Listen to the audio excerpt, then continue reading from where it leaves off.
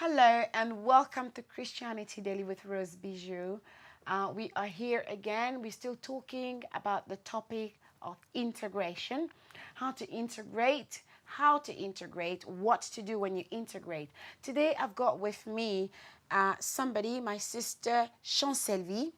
She is a living proof of what people can go through when you integrate into a different society. Like I explained in the previous message about Joseph who integrated, how he learned about the ins and outs of that culture, what made it tick, what was useful to him. So Chancelvie will give a bit of testimony as to what happened to her, and she will give practical advices to people who are integrating and what can be beneficial to you. You see, when you move, you're moving into a new city or a new job, you need to learn about it first. I remember before I got my job, we did what you call, not really placement, but you could go for a day where you visit that workplace. Like if you've been given an interview, you apply for a job, you've been given an interview, it's good to go and visit the actual company where you will be working. You see like I'm a nurse, I would see what the hospital looks like, where the canteen is, where the different things. I familiarize myself with that hospital, and I even ask questions to the staff that already work there, so I have an idea of how that organization works. So when I go for my interview, I can even state it in my interview that this is what I know about your company, this is what I know about your hospital, this is what I know about it. It makes you interesting as a candidate. You can be given a job. So the same goes when you're moving into a new country. Perhaps it's good to go and visit the country. Perhaps it's good to find out how to apply for jobs there, what the education system is there before you decide to move you and your children there, because maybe you could be ruining your children's education, because maybe education is free where you are, but it may not be free where you are taking your family or yourself to. So practical things is what we're going to discuss with Sister Chancelvie based on her experience. I hope this will be useful to somebody. Don't go away. You're watching Christianity Daily. Stay tuned.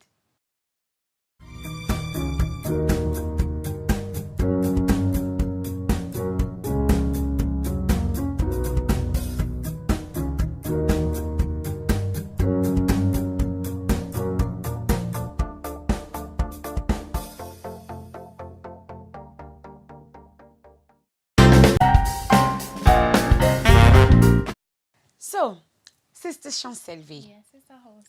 Just introduce yourself to the camera. Hi. And tell us where you came from before you moved to England. Hi, my name is Sister Chancelvie. I used to live in Ireland, and 2 years ago I relocated here in the UK, in London. Okay, so you relocated because you wanted what? Better jobs, better school, or is it because you had family that you wanted to move here to?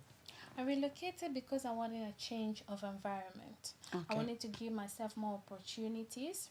Like I just graduated, I was working there, everything was fine, but I just thought I needed a change. Okay. I got to a point in my life where I wanted something different, and I did my research, so I found that London was a good place for me to start with. Then I made the relocation. So pause right there. You made research. Yes. So you researched what about London? I researched the jobs, the experience here, the cost of living. Good. And also churches, where I can actually see myself going, praying for my spiritual life. Okay. I did all the research. So as part of integration, we're seeing that when you're moving into an area, you need to find out a broader aspect of yourself. So family life, work life, Christian life. We are Christians. So even if I go on holiday, I seem to find myself always looking for the church, a church in that place that I can go pray to even when I'm on holiday in a foreign land. So finding out what church works for you is good, because church will offer you a support network. You need to find out if you've got friends in that city, for example. If you've got family, church that will offer you later on, as Sister Chancelvie will explain, as a support network. So tell us about your experience when you moved. What happened? So what happened is my friend just moved. So she did the research already, which made my life a bit easier. So every time I'll come, I will stay with her. The first thing I did is apply for an NI, National Insurance. So for people watching who are not in the UK, national insurance would be like a social security benefit number, something like that. Yes, which will allow me to apply for jobs, because if you don't have a national insurance number, you won't be able to apply for jobs. So for tax purposes, for social security, that's the number that you use. You need to register. Yes. Okay. Yes. Once I received my national insurance number, and then I started applying for jobs. Were you here or were you still in Ireland? I moved here because I stayed with family at first.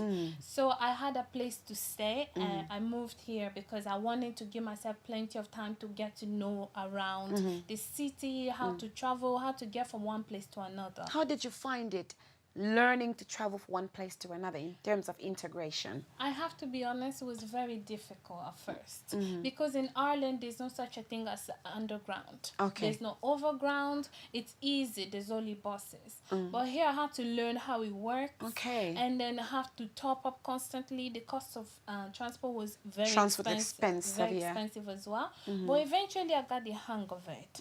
It became easier for me. I knew how to get from one place to another, how to connect using the undergrounds. Did you have any friend, anybody guiding you, showing you where to go, what to do? Yeah, the first week I did. Like I mentioned, I had a friend that already moved here.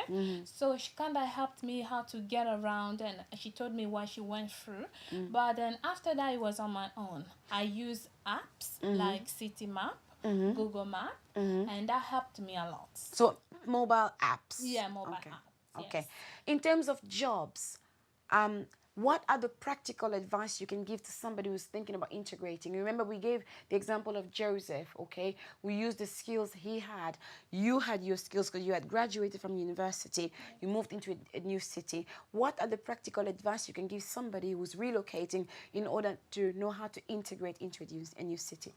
You have to have a good CV. You have to make sure your CV is on point, that your experience are actually written well, that if someone comes across your CV, they know exactly what you can do. So they're more likely to call you then. For interviews. So I applied a lot. I will apply for at least 20 jobs a day. You can't just say, okay, I applied for 2 jobs, that's enough. You have to apply until you start getting your interviews. And once you have your interviews, you have to prepare for them. Yes. You can't just sit down and say, okay, I will answer this question and I'll introduce myself and that's it. You have to do your research based on the company you applied for and prepare yourself. Have plenty of sleep the night before and go in ready so you don't look tired, you don't look like you're out of place, that you don't want to be there. Prepare yourself to answer all the questions. Some questions they might throw at you weren't prepared for it, but look comfortable, look relaxed, so you can land that job. The important part is to make sure you do get the job, because it's good to get an interview, but what's good an interview if you don't get the job at the end of the day? That's good. So yes, and eventually I did get myself a job and I was very happy. Good, well done. Yes. So doing research, that's help. So in terms of support network, what support network was available to you? I know you're talking about your friend, but was she, or were they the only support you had? No. What advice can you give to other people? I had church. Every Sunday on Mondays I go to church, Zion Church. Did you know this church before you moved? Yes, I So you did. researched the church as well? Yes, with Papa Kosi, who is a dear dad. He's a dad to me. Oh yes, he is a wonderful dad. He's a wonderful dad, Yes. a mentor, a role model. Exactly. So yes, I go to church, and it was a gradual process. Eventually people started knowing me. You have to be open as well to meet people. Yes. You say hello, greeting, always looking welcoming, like you want people to approach and to speak to you, so that way they know you. And then once you introduce yourself, they realize that, oh, you're actually not from here, and they want to help you. They want to say, okay, this is what you need to do. And the more I did that, the more people started getting to know me. So they were forthcoming with advice because you were open to talk to them. I was open to talk to them. I was welcoming their comments, and they would tell me where to go, what to do, what's fun here. And also they invite me to go dinners just to get me to feel more welcome and to make me more like a family, like I belong. Oh, good. So I don't feel like an outcast. So you feel like you were able to fit in. Yes, okay. yes. Are there any ethical things that you found, things that were very different in Ireland, that you found here? Yes. Would like give one example before we finish. We've got about 2 minutes to finish. I would say mainly the food. Yes? Yes, the food and the weather and maybe the people as well. How? I would say the people there are more likely to say hello. They're more at ease. But here, everyone is trying to get on with the business. People are fast. It's a fast life. Yes, it's a very fast life. To slow down. So yes, that really did affect me. But yeah. now I don't mind so much. Have you become fast and never-minded like them? As well. No, that's not what you do. You should use your positive attitude and integrate into here as well. Unfortunately, you have to fit in as well. So you cannot just carry on. You become like one of them. Unfortunately. Yes. Okay. You know what? Joseph became one of them, but not really. He used what was availed to him, but he maintained his principalities. Oh, yes. So I'm hoping somebody else, the good attributes that you had when you moved into a new area, you're not going to lose them. You gain something new, but don't become fast like the English people. They're good, but don't become so fast that you forget to say hello like some people in England do. But rather you smile and greet others when you meet them. But thank you, Sister Chancelvie, for sharing your experience. This is all about practical things, what we can do to help one another. It's Christianity Daily. More things, more topics are to come. But thank you for being here and for giving us your experience. May God bless you for watching. Until next time, be encouraged, be uplifted, and be blessed. Bye-bye. Bye.